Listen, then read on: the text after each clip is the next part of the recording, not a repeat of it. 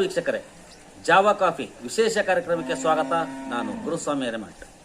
ಪ್ರಿಯ ವೀಕ್ಷಕರೇ, ಕೆಲವೊಂದಿಷ್ಟು ಸಿನಿಮಾಗಳು ಬಿಡುಗಡೆಯಾದ ತಕ್ಷಣವೇ ಬಹಳ ಪ್ರಖ್ಯಾತಿಯನ್ನು ಗಳಿಸ್ತವೆ, ಹೆಸರನ್ನು ಗಳಿಸ್ತವೆ. ಇನ್ನೂ ಕೆಲವೊಂದಿಷ್ಟು ಗೊಂದಲಕ್ಕೆ ಸೃಷ್ಟಿ ಮಾಡ್ತವೆ.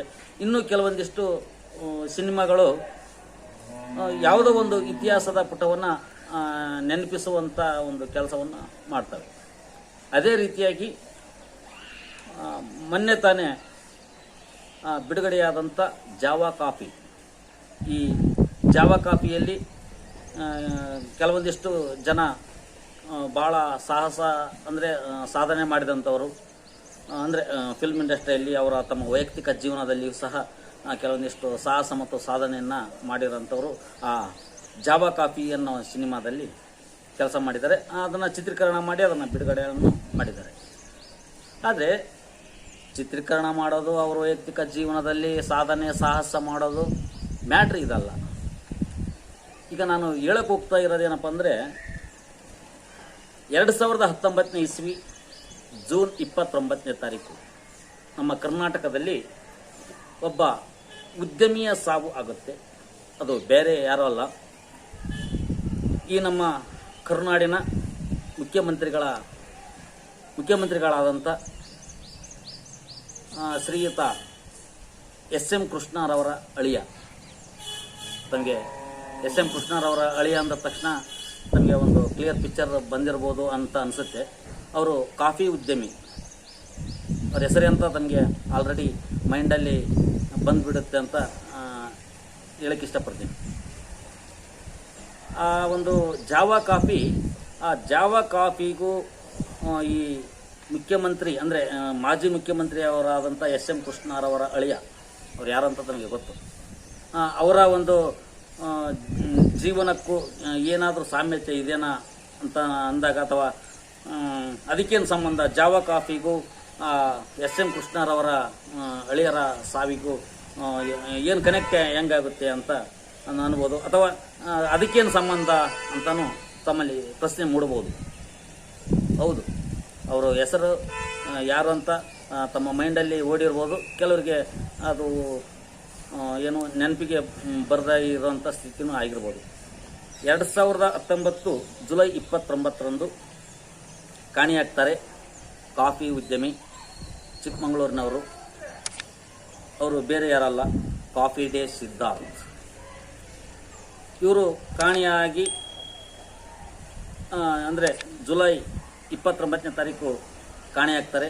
31ನೇ ತಾರೀಕು ಅವರ ಮೃತದೇಹ ಪೊಲೀಸರಿಗೆ ಅಥವಾ ಅಲ್ಲಿನ ಸ್ಥಳೀಯ ಮೀನುಗಾರರಿಗೆ ಸಿಗುತ್ತೆ ಅಂತ ಒಂದು ಕೆಲವೊಂದಿಷ್ಟು ಘಟನೆಗಳು ತಾವು ಪತ್ರಿಕೆಯಲ್ಲಿ ಕೆಲವೊಂದಿಷ್ಟು ನ್ಯೂಸ್ಗಳಲ್ಲೆಲ್ಲ ನೋಡಿದ್ರಿ. ಅದನ್ನೇ ಆಧಾರವಾಗಿಟ್ಟುಕೊಂಡು ಈ ಜಾವಾ ಕಾಫಿ ಅನ್ನೋ ಚಿತ್ರತಂಡ ಈ ಜಾವಾ ಕಾಫಿ ಅನ್ನೋ ಸಿನಿಮಾವನ್ನು ಚಿತ್ರೀಕರಣ ಮಾಡ್ತಾ, ಅಥವಾ ಅವರ ಒಂದು ಸ್ಟೋರಿಯನ್ನು ಇಟ್ಟುಕೊಂಡು, ಅಥವಾ ಅವರ ಒಂದು ಜೀವನ ಶೈಲಿಯನ್ನು, ಅಥವಾ ಅವರ ಜೀವನದ ಬಗ್ಗೆ ಏನಾದರೂ ಈ ಸಿನಿಮಾವನ್ನು ಮಾಡಿಬಿಟ್ರ ಅನ್ನೋ ಒಂದು ಅನುಮಾನಗಳು ತಮ್ಮಲ್ಲಿ ಕಾಡ್ತಾ ಇರ್ಬೋದು. ಆದರೆ ಕೆಲವೊಂದು ಕಡೆ ಹೇಳಲಾಗುತ್ತೆ, ಅದೇನಪ್ಪ ಅಂದರೆ ಜಾವಾ ಕಾಫಿ ಇದು ಸಿದ್ಧಾರ್ಥ್ ಅವರಾಗಲಿ ಅಥವಾ ಇನ್ನುಳಿದಂಥ ಯಾವುದೇ ವ್ಯಕ್ತಿಯನ್ನು ಆಧರಿಸಿ ಈ ಸಿನಿಮಾವನ್ನು ಚಿತ್ರೀಕರಣ ಮಾಡಿದ್ದು ಅಲ್ಲ. ಆದರೆ ನಾವು ಅದನ್ನು ಕಾಲ್ಪನಿಕವಾಗಿ ಮಾಡಿದ್ದೀವಿ. ಆದರೆ ಅದನ್ನು ನೀವು ಅಂದರೆ ವೀಕ್ಷಕರು, ಚಿತ್ರವನ್ನು ನೋಡಲಿಕ್ಕೆ ಬಂದಂಥ ವೀಕ್ಷಕರು, ಅಥವಾ ಕಾಫಿ ಡೇನ ಅಥವಾ ಜಾವಾ ಕಾಫಿಯ ಚಿತ್ರವನ್ನು ನೋಡಲಿಕ್ಕೆ ಹೋದಂಥವರು ಅವರ ತಮ್ಮ ಅಭಿಪ್ರಾಯವನ್ನು ಯಾವ ರೀತಿ ವ್ಯಕ್ತಪಡಿಸಿದ್ದಾರೆ ಅನ್ನೋದು ಮುಂದೆ ನಾನು ಹೇಳ್ತಾ ಹೋಗ್ತೀನಿ. ಉದ್ದೇಶ ಏನಪ್ಪ ಅಂದರೆ, ಈಗ ನಾನು ಹೇಳೋವಂಥದ್ದಲ್ಲ, ಆ ಚಿತ್ರತಂಡ ಹೇಳೋವಂಥದ್ದಲ್ಲ. ಕೆಲ ದಿನಗಳ ಹಿಂದಷ್ಟೇ ಬಿಗ್ ಬಾಸ್ಗೆ ಹೋದಂಥ ಬಿಗ್ ಬಾಸ್ ಜಾಫರ್ ಅಂತ ಕರೀತಾರೆ ಅವ್ರನ್ನ. ಅವರು ಒಂದು ಸೆಲ್ಫಿ ವಿಡಿಯೋದಲ್ಲಿ ಹೇಳ್ತಾರೆ, ನಾನು ಜಾವಾ ಕಾಫಿಗೆ ಹೋಗಿದ್ದೆ.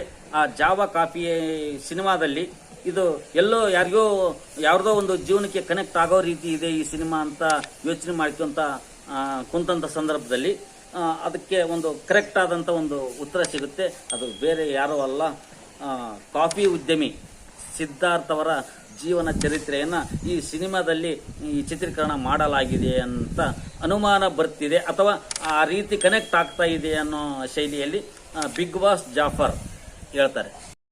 ಸರಿ, ಹಾಗಾದ್ರೆ ಏನು ಹೇಳಿದ್ದಾರೆ ಅನ್ನೋದನ್ನ ನೋಡ್ಕೊಂಡು ಬಂದ್ಬಿಡೋಣ ಬನ್ನಿ. ಹಾಯ್, ಎಲ್ರಿಗೂ ನಮಸ್ಕಾರ. ನಾನು ನಿಮ್ಮ ನವಾಜ್. ಸೊ ಏನಂದ್ರೆ ವಿಷಯ, ಸೊ ನೆನ್ನೆ ಒಂದು ಸಿನಿಮಾ ನೋಡಿದ್ದೆ ಜಾವಾ ಕಾಫಿ ಅಂತ ಅಂದ್ಬಿಟ್ಟು, ನೀವೆಲ್ಲ ರಿವ್ಯೂ ನೋಡಿರ್ಬೋದು ಜಾವಾ ಕಾಫಿದು. ಅದಾದ್ಮೇಲೆ ನಾನೊಂದು ಮಾತಂದೆ, ಇದು ಎಲ್ಲೋ ಕನೆಕ್ಟ್ ಆಗ್ತಿದೆ ಅಂತ ಅಂದ್ಬಿಟ್ಟು, ಎಲ್ಲಿ ಅಂತ ಅಂದ್ಬಿಟ್ಟು ರಾತ್ರಿ ಎಲ್ಲೋ ಯೋಚನೆ ಮಾಡಿದೆ, ನನಗೆ ಗೊತ್ತಾಗಿಲ್ಲ. ಅದಾದ್ಮೇಲೆ ಮ್ಯಾಟ್ರ್ ಏನಂದ್ರೆ, ನನಗೆ ಸಿನಿಮಾ ಟೀಮ್ ಅವರು ಒಂದು ಇಂಟರ್ವ್ಯೂ ಕೊಟ್ಟಿದ್ರು. ಆ ಇಂಟರ್ವ್ಯೂ ನೋಡಿದಾಗ ಗೊತ್ತಾಗುತ್ತೆ, ಇದು ಬಂದ್ಬಿಟ್ಟು ನಮ್ಮ ಕಾಫಿ ಡೇ ಓನರ್ ಆದಂತಹ ಸಿದ್ಧಾರ್ಥ್ ಅವ್ರದ್ದು. ನಿಮ್ಗೆಲ್ಲ ಗೊತ್ತೇ ಇರ್ಬೋದು, ಅವ್ರದ್ದು ಒಂದು ಮಿಸ್ಟ್ರಿ, ಅವರ ಒಂದು ಏನಿತ್ತು ಅದು ಮರ್ಡರ ಸೂಸೈಡ್ ಇನ್ನೂ ಯಾರಿಗೂ ಗೊತ್ತಿಲ್ಲ, ಅದೊಂದು ಮಿಸ್ಟ್ರಿ. ಸೊ ಆ ಮಿಸ್ಟ್ರಿಗೆ, ಕಾಫಿ ಡೇ ಸಿದ್ಧಾರ್ಥ್ ಅವರ ಮಿಸ್ಟ್ರಿಗೆ ಜಾವಾ ಕಾಫಿ ಅನ್ನೋ ಒಂದು ಸಿನಿಮಾದಲ್ಲಿ ಸೊ ಕನೆಕ್ಷನ್ ನಿಮ್ಗೆ ಅಲ್ಲಿ ಸಿಕ್ತಿದೆ. ಅಂದ್ರೆ ನಿಮ್ಗೆ ಹೆಂಗ್ ಹೇಳ್ಬೇಕಂದ್ರೆ, ನಾನು ಜಾವಾ ಕಾಫಿ ಅನ್ನೋ ಒಂದು ಸಿನಿಮಾದಲ್ಲಿ ಒಂದು ಇರೋ ಅಂತ ಒಂದು ಪಾಯಿಂಟು ಕಾಫಿ ಡೇ ಸಿದ್ಧಾರ್ಥ್ ಅವ್ರಿಗೆ 100% ಮ್ಯಾಚ್ ಆಗ್ತಿದೆ. ಸೊ ಇದು ಕಾಲ್ಪನಿಕವಾಗಿ ತೆಗೆದಿದ್ದಾರೆ ಸಿನಿಮಾ, ಬಟ್ ಅವ್ರದ್ದೇ ಸ್ಟೋರಿ ತೆಗ್ದಿರಂಗೆ ಇದೆ ಜಾವಾ ಕಾಫಿ. ಸೊ ಒಂದೇ ಒಂದು ಮಾತು ಹೇಳ್ತೀನಿ ಅಣ್ಣ, ರೈತರ ಸಾಲ ಯಾವತ್ತಿದ್ರು ಆಗಲ್ಲ ಮಾಫಿ, ಆದ್ರೆ ಪ್ರತಿಯೊಬ್ರು ನೋಡ್ಬೇಕಾಗಿರೋ ಸಿನಿಮಾ ಜಾವಾ ಕಾಫಿ. ಸೊ ಇದೊಂದು ಮಾತ್ರ ಮೈಂಡಲ್ಲಿ ಇಟ್ಕೊಳ್ಳಿ. ಸೊ ಜಾವಾ ಕಾಫಿ ಅಂತ ಅಂದ್ಬಿಟ್ಟು ಥಿಯೇಟರ್ ಅಲ್ಲಿ ಸಿನಿಮಾ ಹೋಗ್ತಾ ಇದೆ. ಸೊ ಹೋಗ್ಬಿಟ್ಟು ಬೇಗ ಹೋಗ್ಬಿಟ್ಟು ಥಿಯೇಟರ್ಗೆ ಹೋಗ್ಬಿಟ್ಟು ಸಿನಿಮಾ ನೋಡಿ. ಜೈ ಕನ್ನಡ ಮತ್ತು ಜೈ ಹಿಂದ್. Thank you. ಸಿದ್ಧಾರ್ಥ್ ಅವರ ಜೀವನವನ್ನ ಆಧಾರವಾಗಿ ಇಟ್ಟುಕೊಂಡೇ ಈ ಸಿನಿಮಾವನ್ನ ಚಿತ್ರೀಕರಣ ಮಾಡಲಾಗಿದೆಯಾ ಅನ್ನೋ ಪ್ರಶ್ನೆಗಳು ತಮ್ಮೆಲ್ಲರಲ್ಲಿ ಮೂಡ್ತಾ ಇರ್ಬೋದು ಅಂತ ನನಗನ್ನಿಸ್ತಾ ಇದೆ. ಒಂದು ವೇಳೆ ಈ ಸಿದ್ಧಾರ್ಥ್ರವರ ಅಭಿಮಾನಿಗಳು ಸಾಕಷ್ಟು ಜನ ಇದ್ದಾರೆ, ಅದು ನನಗೆ ಗೊತ್ತು. ಆನಂತರ ಅವರ ಕುಟುಂಬದ ಸದಸ್ಯರಾಗಿರ್ಬೋದು ಅಥವಾ ಇನ್ನುಳಿದಂಥವ್ರು ಯಾರೇ ಆಗಿರ್ಬೋದು, ಅಥವಾ ಅವರ ಜೀವನದಲ್ಲಿ ಏನು ನಡೀತು. ಆದರೆ ಇದು ನಾನು ಚಿತ್ರ ತಂಡದವರು ಹೇಳಿದ ಮಾತು ಇದೆ, ನಾನು ಹೇಳ್ತಿರೋದು ಅದೇ. ಆದರೆ ಜಾಫರ್ ಹೇಳ್ತಿರೋದು ಅದೇ. ಸಿದ್ಧಾರ್ಥ್ರವರ ಜೀವನ ಶೈಲಿಯನ್ನ ಹೋಲುವಂತ ಸಿನಿಮಾ ಇದು ಅಂತ ಹೇಳಿದ್ದಾರೆ ಹೊರತು ಸಿದ್ಧಾರ್ಥ್ರವರ ಜೀವನವನ್ನ ಆಧಾರವಾಗಿಟ್ಕೊಂಡೇ ಈ ಚಿತ್ರವನ್ನ ಚಿತ್ರೀಕರಣ ಮಾಡಲಾಗಿದೆ ಅಂತ ಎಲ್ಲೂ ಹೇಳಿಲ್ಲ. ಕನೆಕ್ಟ್ ಆಗ್ತಾ ಇದೆ ಅಂತ ಹೇಳ್ತಾ ಇದ್ದಾರೆ ಅಷ್ಟೇ. ಸರಿ, ಹಾಗಾದ್ರೆ ಕೆಲವರಿಗೆ 2019ನೇ ಇಸ್ವಿಯ ಆ ಸಿದ್ಧಾರ್ಥ್ರವರ ಘಟನೆ ಕೆಲವರಿಗೆ ನೆನಪು ಇರಬಹುದು, ಕೆಲವರಿಗೆ ನೆನಪಿಲ್ಲದೇನೆ ಇರಬಹುದು. ಅವರು ಸಾಕಷ್ಟು ಜನಕ್ಕೆ ಉದ್ಯೋಗ ಕೊಟ್ಟಂತವರು. ಅಷ್ಟೇ ಅಲ್ಲ, ಈ ಒಂದು ಕಾಫಿಯನ್ನ ವಿಶ್ವ ಮಟ್ಟದಲ್ಲಿ ಅಂದ್ರೆ ನಮ್ಮ ಚಿಕ್ಕಮಗಳೂರು ಅಥವಾ ನಮ್ಮ ಕರುನಾಡಿನ ಕಾಫಿಯನ್ನ ವಿಶ್ವ ಮಟ್ಟದಲ್ಲಿ ಪ್ರಖ್ಯಾತಿಯನ್ನ ಗಳಿಸುವಷ್ಟರ ಮಟ್ಟಿಗೆ ಅವರು ಸಿದ್ಧಾರ್ಥ್ರವರು ಸಾಧನೆಯನ್ನ ಮಾಡಿರುವಂಥವ್ರು. ಅದಕ್ಕೋಸ್ಕರ ಹೇಳ್ತಾ ಇದ್ದೀನಿ, ತಾವು ಜಾವಾ ಕಾಫಿಯನ್ನ ನೋಡಿದರೆ ಭಾಳ ಉತ್ತಮ. ಅದರ ಸ್ಟೋರಿ ಏನು ಅಂತ ನಾನು ಹೇಳಿಬಿಟ್ರೆ ನಿಮಗೆ ಅಷ್ಟೇನು ಇಂಟ್ರೆಸ್ಟ್ ಇರಲ್ಲ ಆ ಸಿನಿಮಾ ನೋಡಕ್ಕೆ ಹೋಗೋಕ್ಕಂತ. ಅದಕ್ಕೋಸ್ಕರ ತಾವೆಲ್ಲರೂ ತಮ್ಮ ಹತ್ತಿರದ ಸಿನಿಮಾ ಥಿಯೇಟ್ರಿಗೆ ಹೋಗಿ ಆ ಒಂದು ಜಾವಾ ಕಾಫಿ ಅನ್ನೋ ಸಿನಿಮಾವನ್ನು ದಯವಿಟ್ಟು ನೋಡಿ. ಆ ಸಿದ್ಧಾರ್ಥ್ರವರ ಜೀವನಕ್ಕೆ ಅಥವಾ ಈ ಸಿನಿಮಾಕ್ಕೆ ಕನೆಕ್ಟ್ ಆಗುತ್ತೋ ಇಲ್ಲೋ ಅನ್ನೋ ಪ್ರಶ್ನೆಗಳಿಗೆ ಉತ್ತರ ನಿಮ್ಮಲ್ಲೇ ಸಿಗುತ್ತೆ. ನಮಸ್ಕಾರ. ಅನಂತರ ಪ್ರತಿ ವಿಡಿಯೋದಲ್ಲಿ ನಾನು ಪ್ರಪ್ರಥಮ ಬಾರಿಗೆ ಹೇಳ್ತಾ ಇದ್ದೆ, ತಾವಿನ್ನೂ ಸಬ್ಸ್ಕ್ರೈಬ್ ಮಾಡದೇ ಇದ್ದರೆ, ಗಂಗೋತ್ರಿ ಟಿವಿಗೆ ಸಬ್ಸ್ಕ್ರೈಬ್ ಮಾಡದೇ ಇದ್ದರೆ ದಯವಿಟ್ಟು ಸಬ್ಸ್ಕ್ರೈಬ್ ಮಾಡಿ. ಗ್ರಾಮೀಣ ಪ್ರತಿಭೆಗಳಿಗೆ ಪ್ರೋತ್ಸಾಹಿಸಿ, ಸಲಹೆ ಸೂಚನೆಗಳಿಗೆ ಸದಾ ಸ್ವಾಗತ. ಗಂಗೋತ್ರಿ ಟಿವಿ ಇದು ನಿಮ್ಮದೇ ಚಾನಲ್ ಅಂತ.